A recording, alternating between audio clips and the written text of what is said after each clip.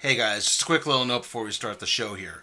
Again, I have a new computer, and I kind of forgot that with a new computer, you have to reset your settings. So early on, the audio is going to sound a little weird, like I'm stuck in some sort of wind tunnel. So don't worry, it gets cleared up pretty quickly. Alright, let's start this thing.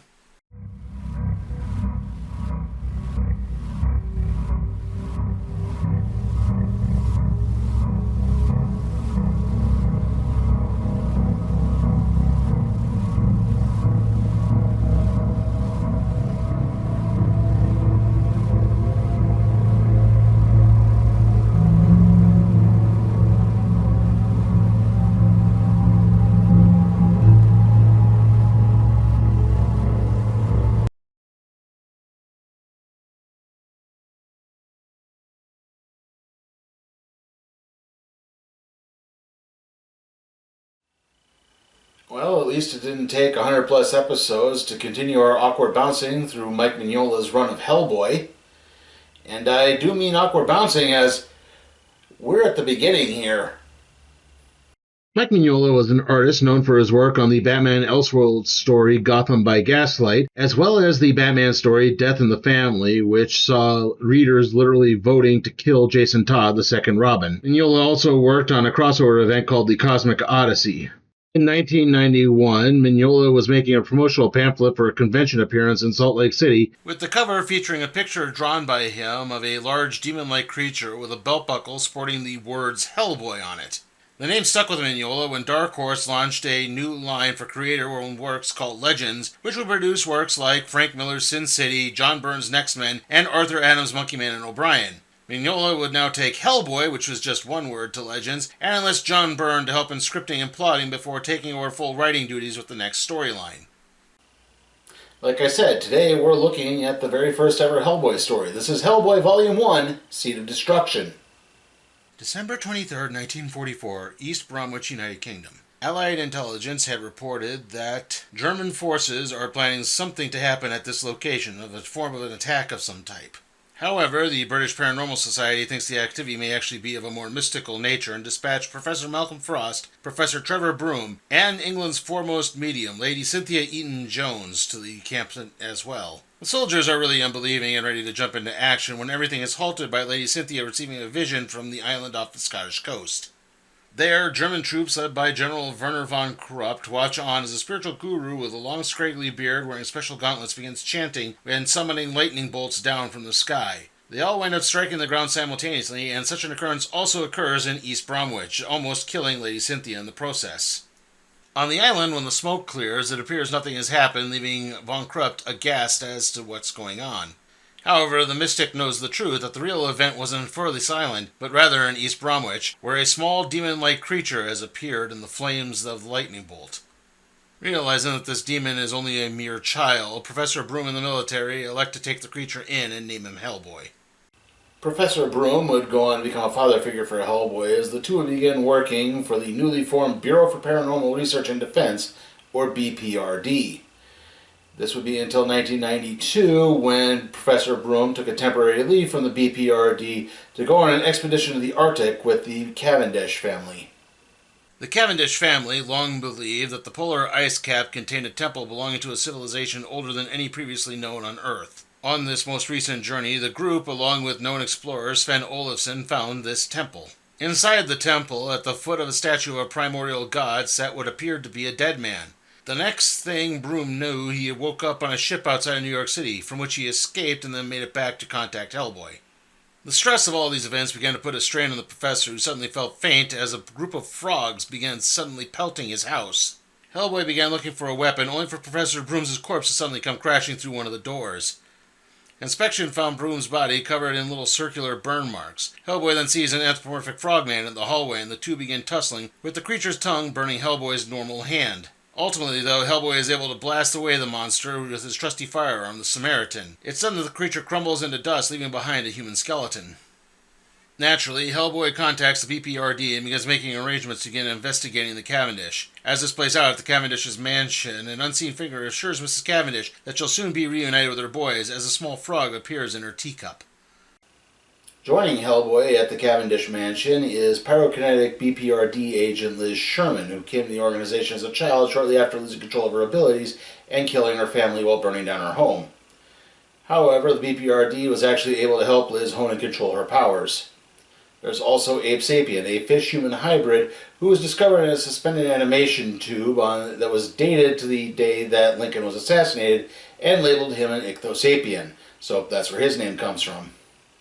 Mrs. Cavendish is welcoming to the BPRD and explains that all of this goes back to the original Cavendish, whaling magnate Elihu Cavendish, who first set out on a quest to find this lost civilization. Each male Cavendish descendant for the next 8 generations would then go on this quest, never to return. As the agents begin retiring to their respective bedrooms, Hellboy can't help but notice that the Cavendish butler is a dead ringer to Sven Olafsson, the guide for this expedition.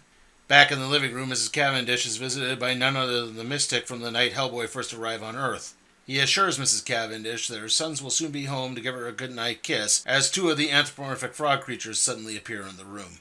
Meanwhile, Abe goes outside to inspect the lake by the mansion, as Hellboy and Liz talk on the phone. This gets interrupted as Liz is suddenly attacked by a frog that has entered her room. Hellboy rushes out to save her, only to suddenly be greeted by Mr. Olafsson.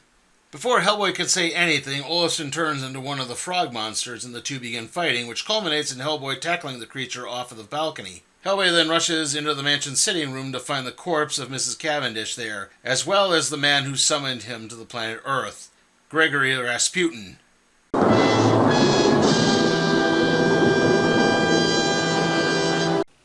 Yes, Grigory Rasputin, the monk who slowly wormed his way through the Russian aristocracy by claiming to have healed the hemophilia that Prince Alexei Romanov had suffered from. He's the one who summoned Hellboy to Earth. You know, if you haven't figured that out already, or, saw the first Guillermo del Toro movie, or, pretty much do anything about Hellboy. Before Hellboy can make a move, Rasputin calls forth a tentacle monster from the basement to wrap up Hellboy and drag him down into the catacombs, where Rasputin reveals that yes, he is the one who summoned Hellboy to Earth. However, this wasn't for Hitler, but rather for something else. Hellboy blasts Rasputin with the Samaritan to absolutely no effect, as he just gets tossed inside by an incantation. The monk then goes on to explain what happened after his supposed death. Okay, so this is referencing the fact that Rasputin was basically assassinated by a group of Russian aristocrats who made several attempts, in the sense that they poisoned, shot, stabbed, and then eventually just toppled him over a bridge to his death. Now, over the years, this has sort of elaborated into some sort of mystical abilities that Rasputin had. However, in all likelihood, it's the fact that these aristocrats were completely shit-faced and just not very good at their jobs.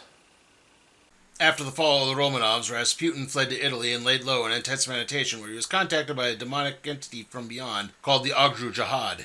This put him on the path to summon Hellboy in order to free the entity and bring about the end of the world. However, a new wrinkle has arrived in the form of Liz Sherman, as her abilities can also be used to awaken the Agru Jahad.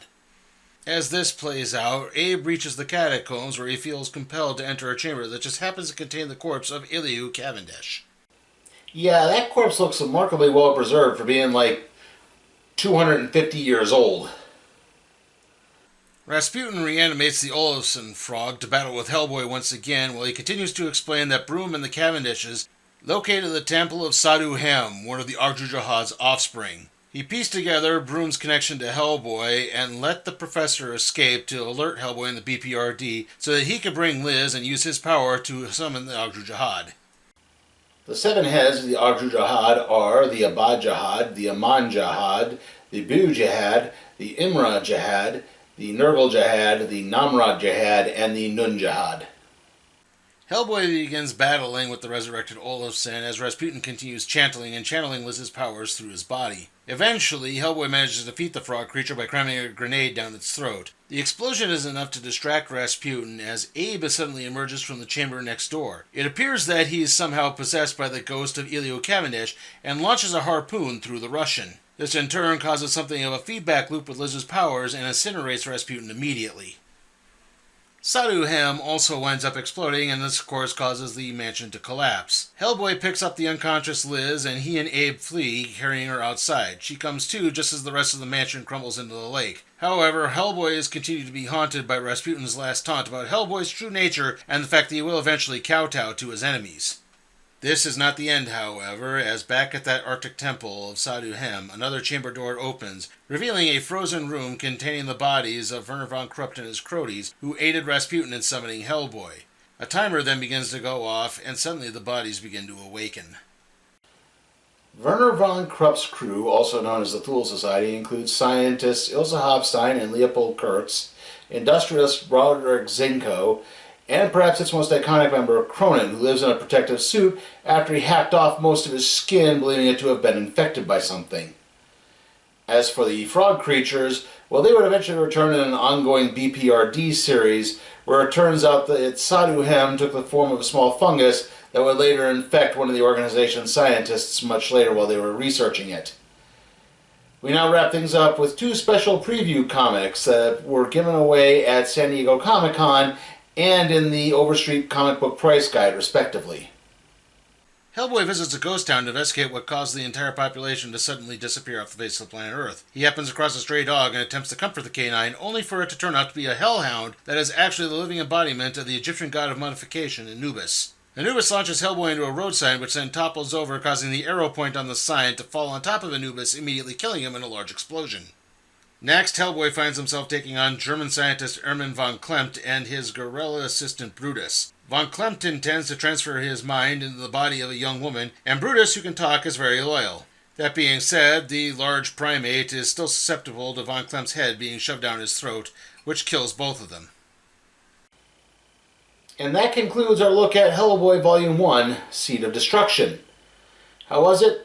Well, like most Hellboy stories, there's some really good artwork in this, and some really dense, action-packed storytelling.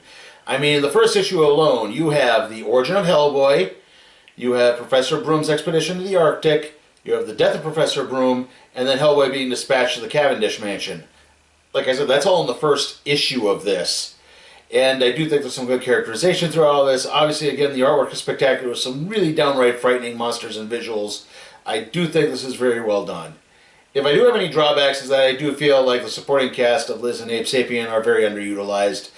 They just kind of disappear from the book at chunks at a time, and sometimes you just kind of barely even notice they're gone. Also, this is maybe a personal nitpick, but I would have taken those two preview comics and put them at the beginning of the book, not the end. I think that way it would have just flowed better into the overall story of Hellboy.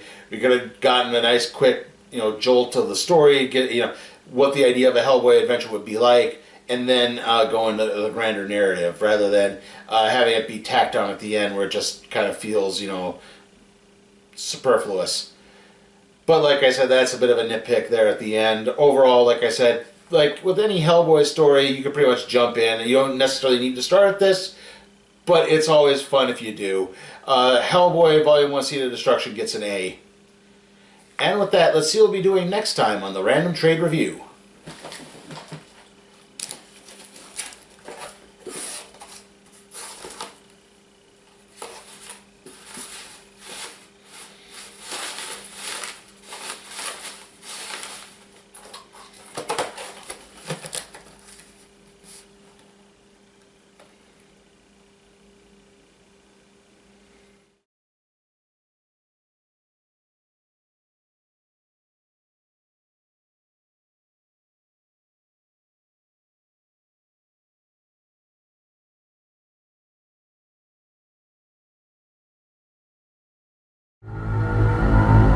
Hey guys, remember you can help support the channel at patreon.com/sleepytimeforcat productions. There you can request a tray to be put in the randomizer, aka the cardboard box.